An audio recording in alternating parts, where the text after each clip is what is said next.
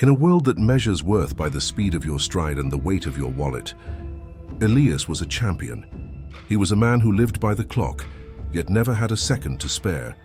His life was a series of glass towers, cold boardrooms and glowing screens. But success has a silent price. One evening, as a cold, relentless rain washed over the city, Elias caught his reflection in a dark window. He didn't recognize the man looking back. The eyes were tired, not from lack of sleep, but from a lack of soul. He began to walk, not to his luxury car, not to his penthouse, but just away. He turned into an alleyway he had passed 1,000 times but never noticed. There, tucked between two crumbling brick buildings, was a shop. No neon signs, no advertisements. Just a small hand-painted board that read, "The Shop of Lost Years."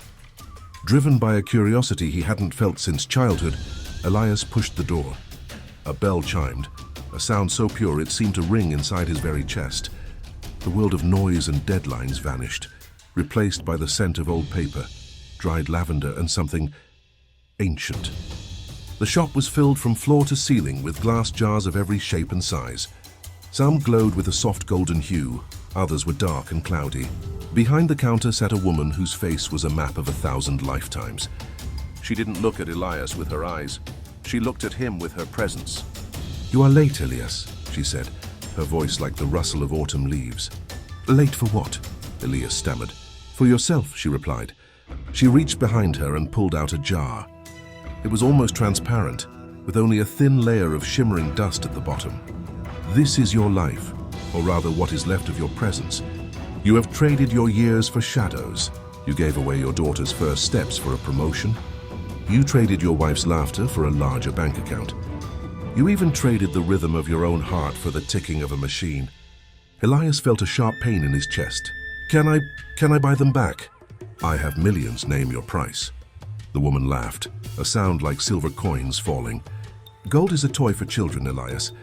Here we trade in truth. I can give you back 1 year of your peak youth. You will have the energy of a lion and the skin of a boy. But in return you must give me your proudest memory, the day you felt most powerful." Elias thought of the day he stood on the stage, the world applauding his name. He felt a surge of ego. "Take it," he said, "give me the year." In an instant, the ache in Elias's back vanished. His hands became smooth, his vision sharpened. He felt an incredible surge of power. But as the memory of his greatest success was pulled from his mind, something terrifying happened. The year he was given felt hollow. He had the body of a young man, but without the memory of his struggle, he felt like a ghost. He looked at the jars around him and realized the truth. Those who buy time are always the poorest, because they don't understand that time cannot be owned. It can only be inhabited. "I don't want it," Elias cried out.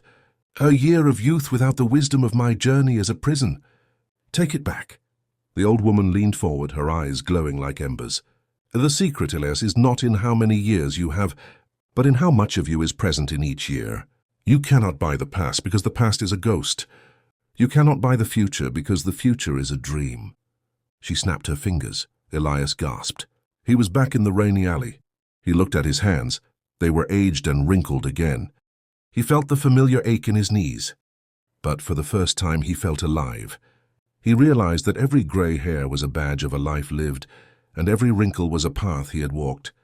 He didn't go back to the office. He went home. He sat on the floor with his daughter and watched the rain against the window. He didn't check his phone. He didn't look at the clock. For the first time in 50 years, Elias wasn't using time. He was time. Are you trading your golden moments for gray shadows? Remember, the shop of lost years is open every time you ignore the present. Don't wait until the jar is empty. Thank you for watching Veda Zen. If this story woke something up inside you, subscribe and join our journey towards stillness. Be present, for that is the only place life truly happens.